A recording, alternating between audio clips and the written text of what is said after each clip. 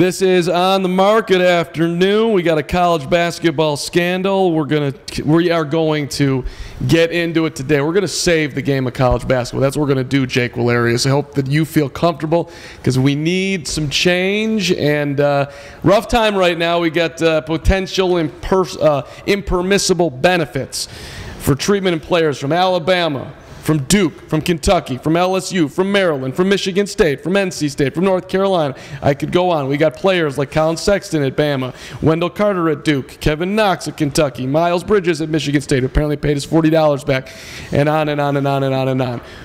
We are here to fix college basketball. What are the solutions? First of all, good afternoon. Great to see you. How's it going? Awesome. So let's start with I think the very basic way to go about this is why not just pay the players? What do you think? I'll give you the form on just let's pay the players. I got solutions for you. What do you think about paying the players? I think that is the ideal solution. I mean, the NCAA like to trot out their line about these are student athletes, right? And they emphasize the student aspect.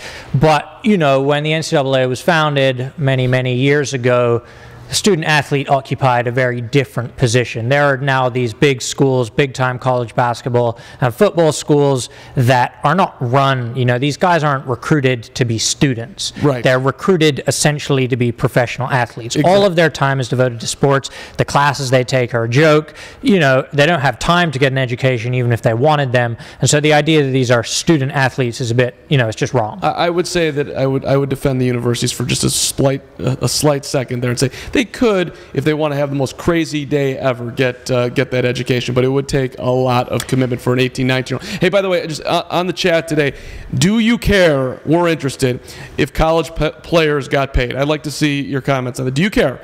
Would it bother you that all of a sudden the top, 3 players at Kentucky, Duke, or wherever were getting dollars? Would that be a problem for you, yes or no? Because it seems to me that there really is no outrage from the fans from this controversy at all. Oh, yeah, they're getting paid. Of course they're getting paid. We've always known they're getting paid. This is not a big deal. But the NCAA is trying to hold on to their golden goose, which is these are our guys and they're free labor for us.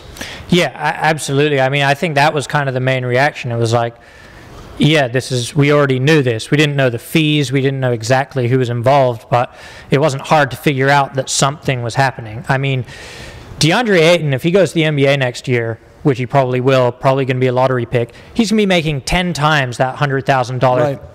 Kickback or whatever he got from the shoe company from his agent.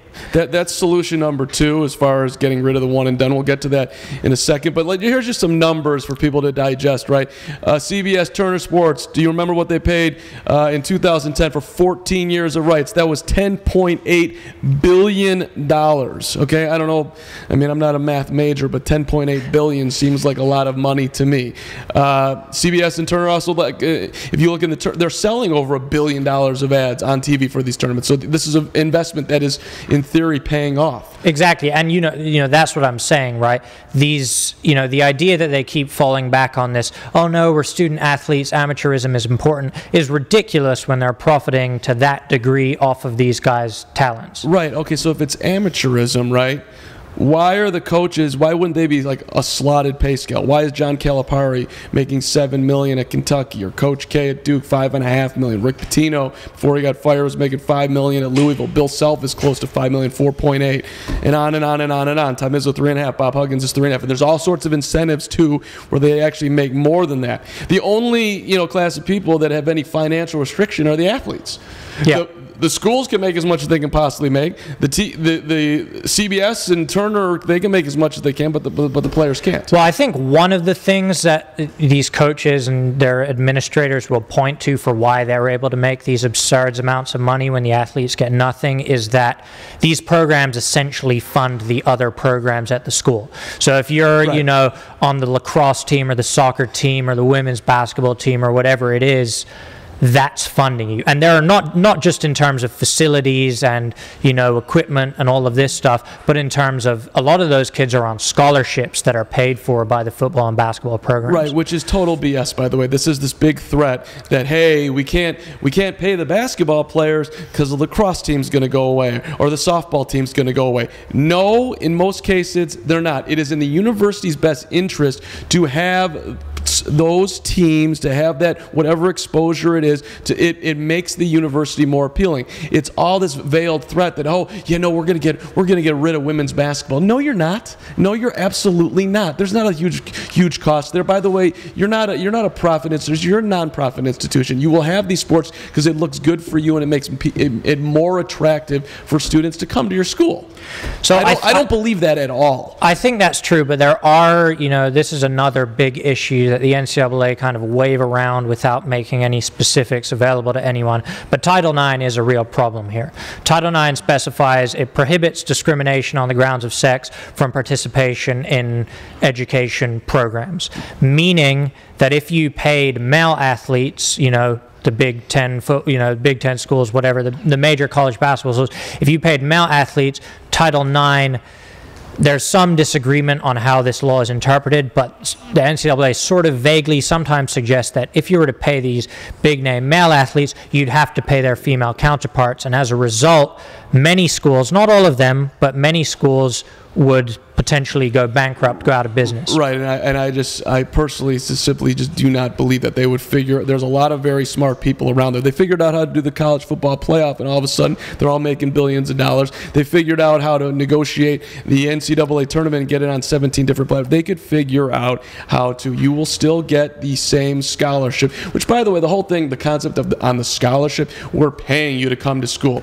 Hey, man, if you're staying over in my house, I'm not paying you. They're just opening their doors. There's not an actual real, they're just sitting in a seat in a room. They're not actually, here's 60 grand. I know it costs that much to get in, but there's not actual real money going out. There's a difference there in my mind. Yeah, I think it goes deeper than that too, because the suggestion that giving somebody a scholarship to a school is valuable. It can only be valuable if the education they're getting is valuable. And there is a ton of evidence to suggest, based on, Swahili courses these guys are taking, ridiculous classes just to get them credit so they can graduate, so they can play on the team. Right. This is not an education in anything resembling the education other students at the school are getting. Richard Sherman has spoken about in this past, okay, you try telling me you get a good education and compete at a major big-time football college. Try and do that. Nobody can balance those things. Right. Very, very, very few. Let me give my solution, by the way, on paying players, how I think it would look. And I would tip of the cap to Jay Billis, who said this before, and I think he's spot on. You offer them, it's very simple. You want to come to our school, we'll offer you a 1-year contract, 2-year contract, 3-year contract, 4-year contract, whatever you want to sign. We'll pay you more, in theory, if you're going to sign for 4 years and commit to being here. This is a binding contract. And yeah, if you do something terrible on campus or you don't go to class, well, then we're going to boot you. We have the right to boot you out. But if you want to sign for just 1 year because you think, hey, I need 1 year of experience before going to the NBA under the current one and done rule, okay, we're going to pay you less or whatever. I mean, but we'll take you for the 1 year. Whereas if you're if I can get, if I could get DeAndre Ayton, who we mentioned earlier in Arizona, hey, you want to play for us for 3 years? Okay, I'm going to pay you more because you'll stay here and play for 3 years. Just give them contracts. Done and done. I do think you're too quick to just reject the legal implications of this sort of stuff. I mean, if this happens, there will be lawsuits. I don't know if they'll be successful. I don't know how they would specifically reinterpret the women's teams, for one thing. So here's an example, right? The amount of money a team generates is, among other things, a product of the advertising money spent on that team. Part of the reason these teams, you can sell a contract for $1 billion to, TV rights to March Madness, is because advertisers decide, hey, we're going to support this thing. This is what we're going to put our money behind. And the school do that too. They put their advertising resources, their marketing resources behind the men's teams. And so if I'm a women's player or a women's coach, I look at this and think, hey, maybe my program would make more money and my players could get some of that money if they put the same resources behind advertising my team. And so that puts you in a situation where there's going to be conflict between these two sides of the argument. Well, okay, and that's fine. I will grant that there will be perhaps some complications along the way that, again, I think smart people figure out. But like, say, the UConn basketball team who sells out, who is a draw on television, well, you know, there's options there for those girls who are highly coveted. We're making money. We can pay you. Absolutely, and I agree with that. And I don't want to defend the NCAA. The NCAA is the absolute worst. I want to be clear about that. But in their defense, they can't make wide sweeping decisions based on the unique situations of individual schools. And this is one of the things they consistently fall back on when they resist change. They say, okay, yeah, great, Alabama are making a ton of money, UConn women's basketball is making a ton of money, but the overwhelming majority of NCAA member institutions are not making any money. They're tiny schools. They're not even D1 schools. Okay, let me give you my argument on that. So one of the main reasons why Alabama and Kentucky and whoever else you want to, I'm speaking basketball and football there, but make the most money is because they have by far the best facilities, right? And so they come on campus, the kid sees, oh my God, look at that weight training room, look at the stadium, look at all. If you actually boiled it down where you could pay players and smaller schools didn't have to build out these multi-million-dollar facilities, $250 million, and say, no, hey buddy, instead of being the fourth player at Bama, I'm going to pay you more than Bama will play you, and you can be the star here. That's a huge incentive, and they don't have to compete in the facilities race. I'm just going to pay you more. Well, I don't care what the facilities are. If you're paying me a ton of money, it's going in my pocket. 2 points. First of all, where does that money come from? You can't offer a guy more than Bama can offer a guy if your school doesn't already generate any money from the football program. Second of all, you're betting on the if you're offering two people the same contract or, you know, slightly more, a consideration when someone's deciding which school to go to is how nice are the facilities. Maybe this school's paying me 50 extra grand a year, but you know what? I'm going to get 10 times better coaching, 10 times better facilities, 10 times better all this other stuff at Bama. I'm going to go there. Trust, coming from a soccer background, when you allow teams to compete in a strictly capitalist race, the rich will get richer. That's how it will work. Small schools, you know, North Dakota State or whatever, they're not going to be able to bridge the gap. Alabama have too big of a head start. Right, okay. And yes, but the other side of that too is like they're already 95, 99, percent of those players are going there anyway. So really, I mean, I'm not saying you're going to level the field completely, but you really have basically nothing to lose. So, and if I'm a kid that, okay, Bama's going to, first of all, 50 grand can be a lot of money to an 18-year-old depending on no doubt. And second of all, like, you know, you also factor in the opportunity. And look, facilities are cool, but like, am I playing? How much money am I getting? That would matter a ton for me. All right, let's do second one, which is why don't we just let's skip to here? We'll do get rid of the one and done, okay? Which is you've got these kids coming on campus, and they're there for a year. DeAndre Ayton, they don't belong there, and you've got.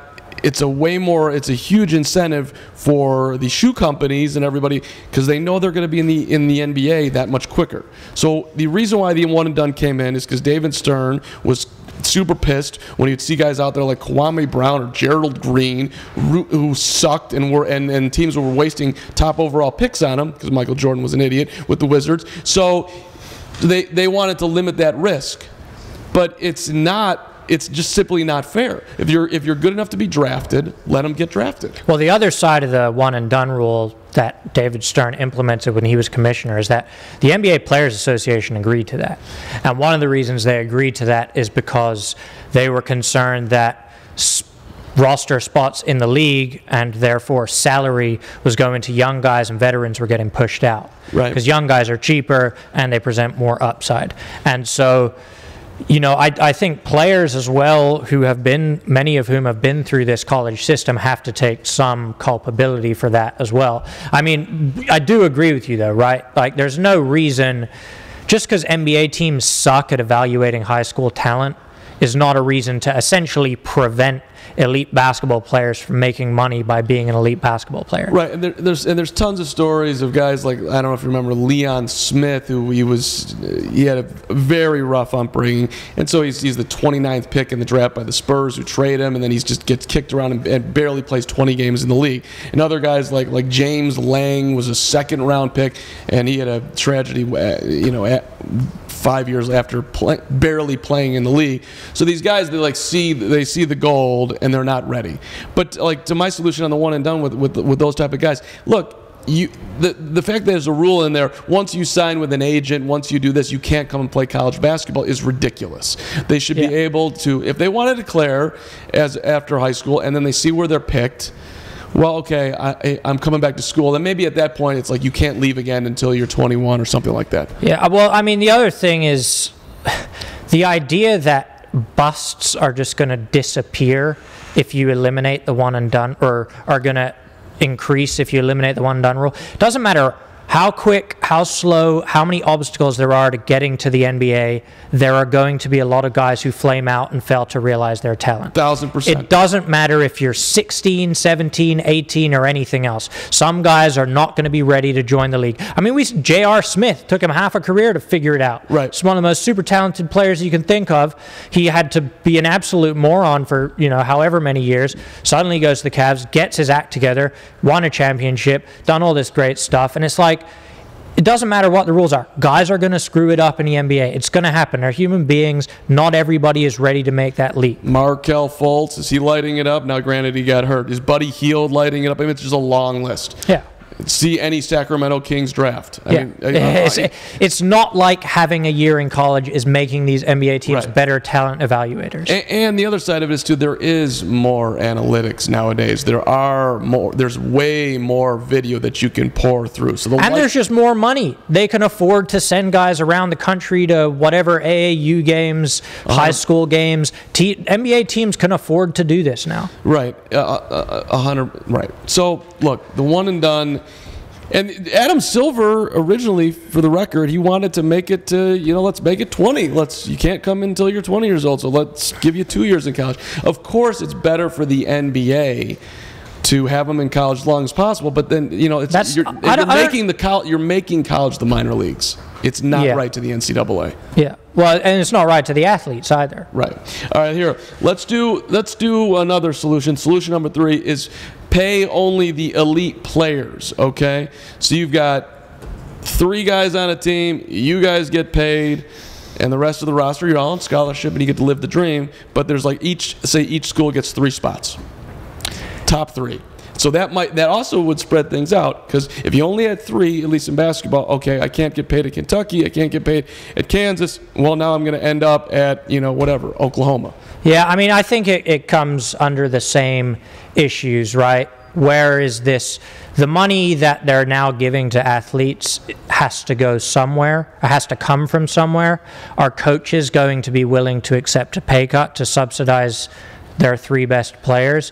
Knowing NCAA D1 coaches, I'm not convinced that they will. This is a very slimy group of people in general.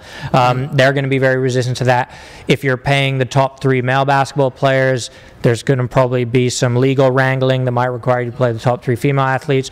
Once you do that, then, maybe you've got to cut a smaller program because you just can't afford to subsidize those scholarships.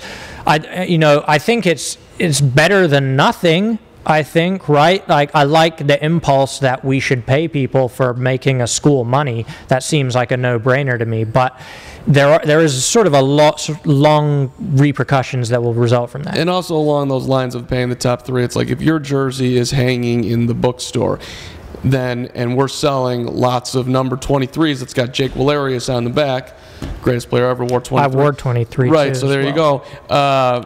Should you not get a cut of that? Of course you should. Yeah. They're not buying the front, they're buying the back. Yeah. Or you can have the front with nothing on there. You can sell those. Those are the money that you get. These are the ones with the number on there that somebody else gets. All right. Here's another one that I think is a solid solution.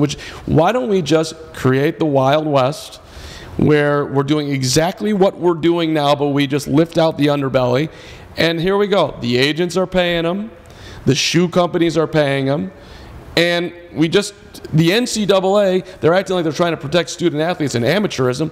Everybody knows they're just protecting their money, so they don't have to pay anybody. Here you go. The agents are doing it for you, and just let them get paid. Yeah, I mean, I think this is the most realistic solution, partly because, as we now know, it's basically already happening, just under the table instead of over the table. Right. The idea and no that one cares. Nobody cares at all. Nobody cares. The idea that, you know, I saw one story, I can't remember who it was. He had all these shoes that were given to him that he could have sold for thousands of dollars from various companies, you know, to help his family. He comes from a poor background. All he had to do, sell some shoes that were given to him. Right. What's the problem? And he's not allowed to do it because he would sacrifice his NCAA status. Well, Florida is playing Auburn the other day. Bruce Pearl's coaching, one of the most slimiest coaches in college basketball, continues to get premier jobs. The Florida fans are horking dollars at the Auburn players. They're not allowed to pick up the money. Yeah. They had to self-report on the money that's coming at their bench. You tell me, listen, man, you're going to throw $5 at me that I'm taking money. I'm putting it in my pocket.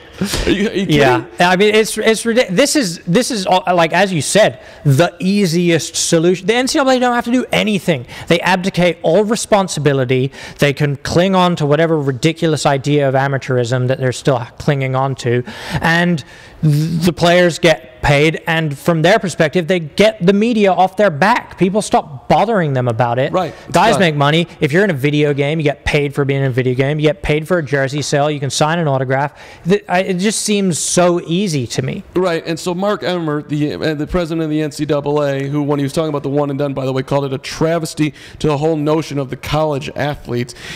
Mark, just stand up there and say, look, we have done our research. It's clear what our fans believe, and these guys do provide money. And for us to continue to try to enforce something that's nearly impossible to enforce, we don't want this underbelly. We'll make it clear that agents and shoe companies, if they want to invest in players that are playing for us, we're no longer going to have a problem with that. Done. Nobody says anything, or very few people, and we move along. It's listening to that guy talk and defend his organization it's painful. It is brutal. It's like, dude, shut up. Like, who are you fooling? Nobody believes what you're saying. Right. Nobody. No, sorry. Losing papers. Leave that one. Right. Nobody listens to you, Mark. Nobody respects you. The whole thing's gross, and yes, you're getting a huge salary. But again, like, all you got to do is just tell your body, hey, man, we don't have to pay him. It'll be all the shoe companies. We'll still have all our money. All right, let's wrap it up here. We'll do the final four topics of the day, which is we're going to hit some 4 hot things, about a minute or 2 minutes here. The clock is on, and we are starting off today with the NBA and tanking. Do you have a problem with the NBA and tanking? The league's trying to figure out how to fix this. Jake Valerius, NBA tanking. There's like 8 teams that are doing it. I could not care less. The league wants to fix it. They should start rewarding teams for losing. They give a higher pick in the draft to teams who suck, and then they are surprised when teams try to suck. No kidding. Of course that's what they do. I don't care. I don't care what Brooklyn are doing. Does anybody outside of Brooklyn care what Brooklyn is doing? Right, and Brooklyn is actually doing it, even though it's not their pick. They're the one team not taking. But okay, bad example. But take your pick. Everybody else, from the Chicago Bulls to the Lakers are sort of in there. Whatever, you got the Atlanta Hawks. They're all doing what they think is best for their organization in the long term. They would much rather be successful. But here's my solution, NBA. You have incentivized tanking by putting in a lottery system. Just go back to the old school. If you're the worst team in the league, you get the #1 pick. Otherwise, not everybody else will be trying to get in this lottery and get a shot at more ping pong balls and get in there. And by the way, you also eliminate the whole NBA conspiracy thing. Because a lot of people think like, oh, how did the New York Knicks get the pick when Patrick Ewing was there? Oh, how did Derrick Rose end up in Chicago? There was like a 1.8% chance. This is always out there. How did Shaq end up in Orlando? They're trying to save that franchise. Just get rid of it. Worst team gets the #1 pick. Period. End of story. I love the lottery, though. The ping pong balls are compelling. Well, see, and that's why they do it, because you're a T-Wolves fan and whatnot. But get rid of the lottery. Number 2 on our final 4 is, did we miss the NHL players in the Olympics? Amateurs in Pyeongchang, we did not have your NHL players. The season went on as normal. Did you miss them? Yes. Hockey is like one of the very few sports in the world that you can actually get a decent international tournament because there are really good players from a wide variety of countries. And the NHL were like, nah, we don't want to show our product off around the world on the biggest stage. We're just going to have our, guys that nobody cares about playing in the regular season that, 2 weeks out of an 82-game regular season, really, this is what they're going to care about when they could have the entire world paying attention to their biggest stars on the Olympic stage? Come on. Play the NHL players. I got 2 points on this. Number 1, I'm a believer in amateurs in the Olympics. I think that's sweet. I hate that we send NBA players over there. And so if we go back to the times where it's actually college players, maybe like a couple NBA guys I'd prefer. As far as the NHL is concerned, I do think your point that you would have you got players from all over the world playing, that's great. But okay, the NBA plays basketball in the winter. So does the NHL. The NHL move hockey, or the Olympics move hockey to the Summer Olympics. That's where they belong. You don't have to interrupt the season. You can have all the great players. They'll still want to play. That's a great solution. Cake and eat it too. I'm a cake and eat it too guy.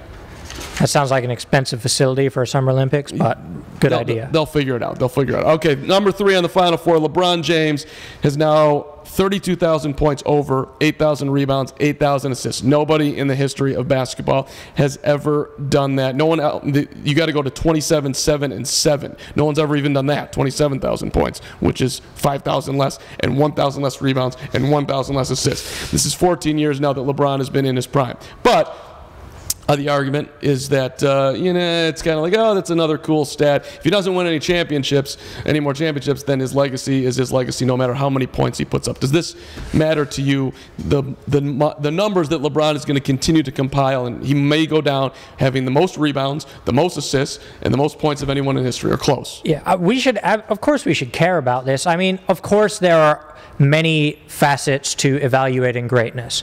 Championships is one of them. Points, longevity is another one. Points totals, assist totals, all this stuff. I think we're just at a place now where we are so accustomed, almost bored to LeBron James' greatness that we just brush this sort of stuff off. Do you know how ridiculous it is that he could end up his career as the leader in points, rebounds, and assists, the 3 major statistical categories in basketball? That's like, come on, are you kidding me? We don't care about this? Of course, I'm not saying he's the GOAT or anything. I'm not saying he's surpassed Jordan or anything like that. He still needs more championships if he wants to be considered the GOAT. But this is a major, major, major achievement, something we literally may never see again. Like, these are records that might not be broken just because of how versatile a player he is, how long he's been good for. So, yes, of course we should care. Well, the most amazing part about the accomplishment to me right now is, like, he just did that, and he's still in his prime. Now, it's the end of his prime, but who knows how long this guy's going to continue to be in his prime. And he's got a game that should age well because he's super smart. Right. And quite frankly, like, when he was younger in his career, and you would see him like when they lost to the Mavericks in the finals, and J.J. Barea is guarding him, he's not doing anything. I'm like, how have you not figured it out? You're so physically superior to everybody. Like, this is ridiculous that you're this bad.